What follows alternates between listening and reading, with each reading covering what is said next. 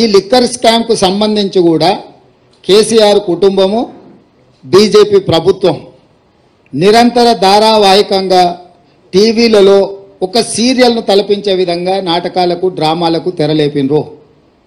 ఇన్ని సంవత్సరాల నుంచి కొనసాగుతున్న ఈ డ్రామా నిన్న అరెస్టు డ్రామాతో పతాక స్థాయికి వచ్చింది. అసలు ఇన్ని రోజుల నుంచి ఇంతమందిని అరెస్టు చేసి ఇప్పటి వరకు అరెస్టు చేయకపోవడము, రెండవది ఈరోజు ఎన్నికల నోటిఫికేషన్ వస్తుందనంటే ఒక రోజు ముందు అరెస్టు డ్రామాకు తెరలేపడము దేనికి సంకేతం ఇది అంటే అవినీతి మీద చర్యలు తీసుకున్నామని ఛాంపియన్షిప్ వాళ్ళు తీసుకోవాలని, సానుభూతుల కోటాలో వీళ్ళు ప్రజల సానుభూతి బొమ్మాలి, మమ్మల్ని ఇబ్బంది పెడుతుండ్రు, మమ్మల్ని జైలు పాలు చేస్తున్నారని చెప్పుకోవాలి వీళ్ళు అని ఇద్దరు కలిసి ఒక వ్యూహాత్మక రాజకీయ ఎత్తుగడతో వస్తుండ్రు. ఈరోజు ఇన్ని రోజులు ఇన్ని నెలలు దాదాపుగా 2022లో మొదలైన ఈ డ్రామా 2024 మార్చ్ ఎన్నికల నోటిఫికేషన్కు ఒక రోజు ముందు అరెస్టుతో పరాకాష్ఠకు తీసుకెళ్ళిండ్రు అని అంటే ఈ డ్రామాను తెలంగాణ ప్రజలు గమనిస్తలేరని వీళ్ళు అనుకుంటున్నారా? రెండవది, కల్వకుంట్ల కవిత గారు కల్వకుంట్ల చంద్రశేఖరరావు గారు కూతురింటికి పోలీసులు దాడి చేసి ఢిల్లీ నుంచి ఈడీ అధికారులు వచ్చి అరెస్ట్ చేసి తీసుకెళ్తుంటే బాధ్యత కలిగిన తండ్రిగా చంద్రశేఖరరావు గారు అక్కడికి రాలేదు అంటే దీన్ని ఎట్లా అర్థం చేసుకోవాలి?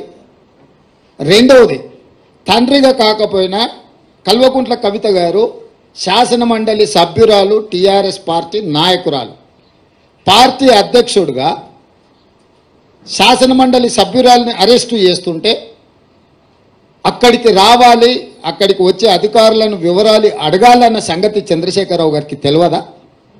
పోనీ ఇప్పటి వరకు కూడా చంద్రశేఖరరావు గారు అరెస్టును ఖండించలేదు. అరెస్ట్ ఎందుకు జరిగిందో, తన పార్టీ శాసనమండలి సభ్యురాలను ఎందుకు అరెస్టు చేసిండ్రో ఇంతవరకు తెలంగాణ ప్రజలకు వివరణ ఇవ్వలేదు. చంద్రశేఖరరావు గారి మౌనము ఏ రకంగా అర్థం చేసుకోవచ్చు? మూడో అంశము, గతంలో ఎప్పుడు కూడా మొదట ఈడీ వస్తారు, తర్వాత మోడీ వస్తారు అనుకునేటోళ్ళం. నిన్న మాత్రం ఈడీ మోడీ కలిసే వచ్చిరా తెలంగాణకు. అంటే అవినీతి పరుల మీద చర్యలు తీసుకుంటున్నామనే ఛాంపియన్షిప్లో మోడీ గారు కోట్లు పడాలి, అయ్యో పాపం ఆడపిల్లని అరెస్టు చేసిందనే సానుభూతితోని బీఆర్ఎస్ కోట్లు పడాలి. సర్వేలని 12 సీట్లు కాంగ్రెస్ గెలుస్తుంది అని కోడే కూస్తుంటే రాజకీయంగా కాంగ్రెస్ పార్టీని దెబ్బతీయడానికి ఈ రకమైన ఒక చీప్ పొలిటికల్ టాక్టిక్స్ ప్లే చేస్తున్నారు.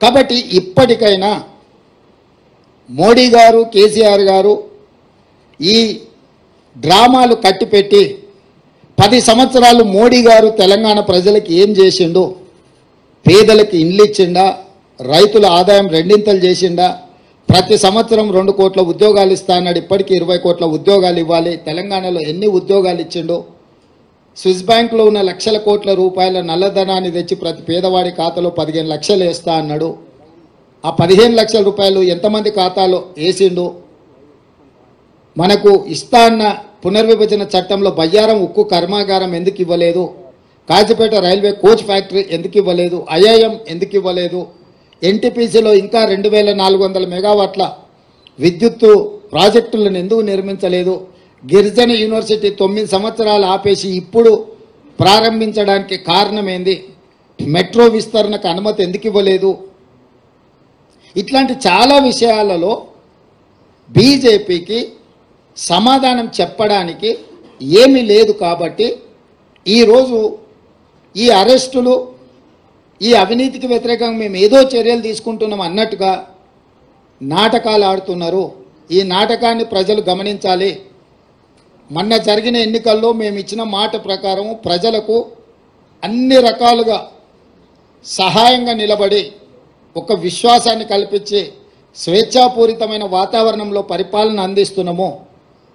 రాబోయే పార్లమెంట్ ఎన్నికల్లో కాంగ్రెస్ను దొంగ దెబ్బ తీయడానికి వీళ్ళిద్దరు కలిసి ఆడుతున్న నాటకము.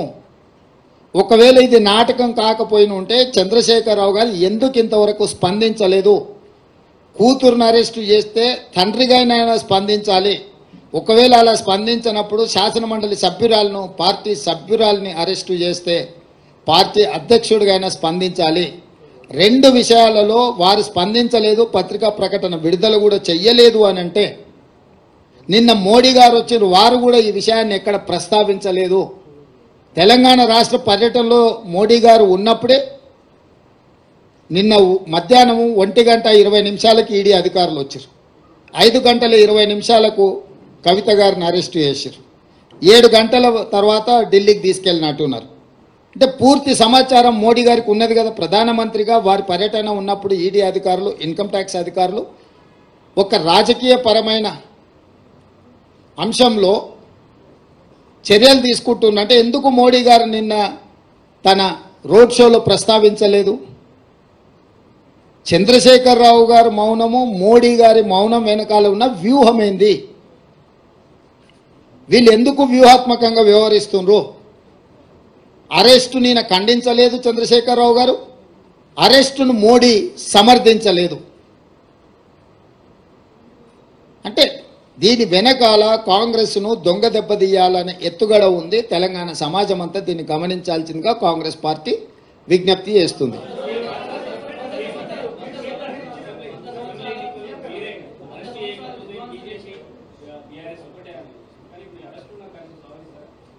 నేను అరెస్టును సందర్భం, 2 నాయకుల యొక్క స్పందన రావాలి. ఒక ఆయన ప్రధానమంత్రి, ఒక ఆయన పార్టీ అధ్యక్షుడు.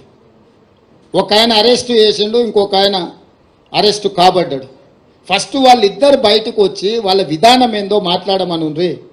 వాళ్ళ విధానాలు మాట్లాడినాక ప్రజలు నిర్ణయిస్తారు వీళ్ళు ఎలాంటి నాటకాలకు తెరలేపిండ్రు, ఈ నాటకాలకు ఏ విధంగా స్వస్తి పలకాలను ప్రజలు నిర్ణయిస్తారు.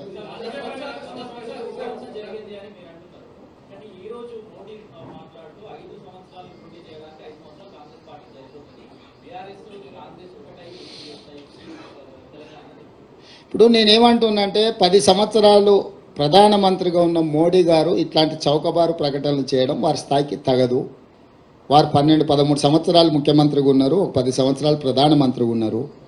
నరేంద్ర మోడీ గారు, మోడీ గారి మోడల్ అంటే ప్రజలకు ఏం చేసిండో వివరించి ఈ 10 సంవత్సరాల నా ప్రోగ్రెస్ రిపోర్ట్ ఇది, ఈ ప్రాతిపదికన మాకు ఓట్లు వేయండి అని తెలంగాణను అడగాలి.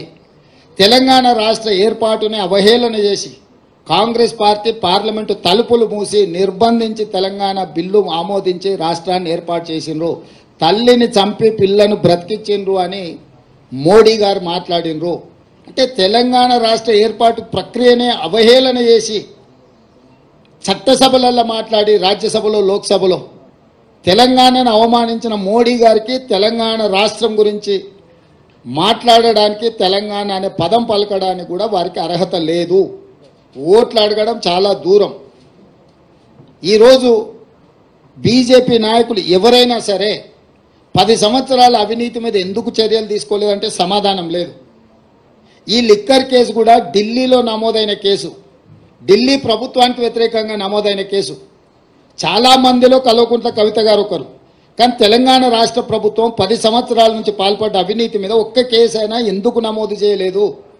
బీజేపీ నాయకులు ఈరోజు సమాధానం చెప్పగలరా?